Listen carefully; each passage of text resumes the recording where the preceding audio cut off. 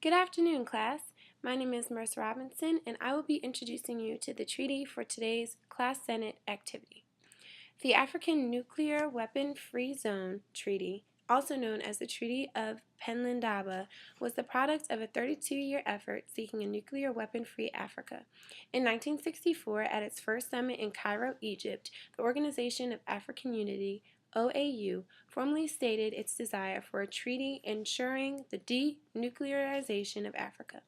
The United States has supported the denuclearization of Africa since the first United Nations General Assembly resolution on the issue in 1965, and has played an active role in the formulation of the final text of the treaty and its protocols.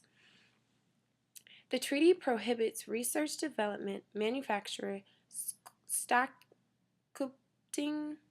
stockpiling, acquisition, testing, possession, control, or stationing of nuclear explosive devices by parties to the treaty, as well as assistance to others in such activities, or seeking or receiving assistance in such activities.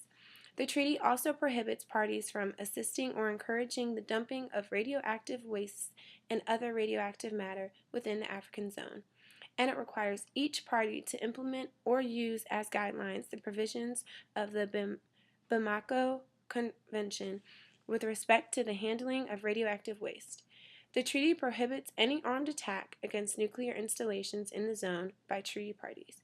It requires parties to maintain the highest standards of physical protection of nuclear material, facilities, and equipment.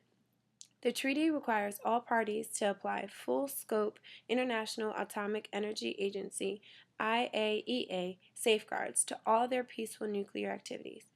The treaty creates the African Commission on Nuclear Energy to monitor compliance and promote the peaceful use of nuclear energy.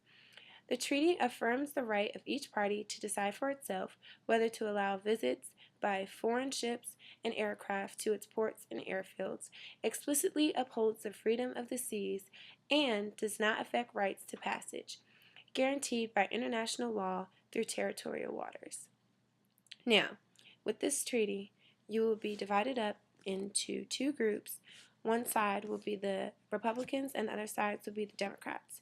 You have 5 minutes to create a proposal that you will send to the president, which will be me and my group members, and we will decide who has the best proposal, and we'll actually play like we are in Congress, and we will see which side will win the argument. So you have 5 minutes. Ready, set,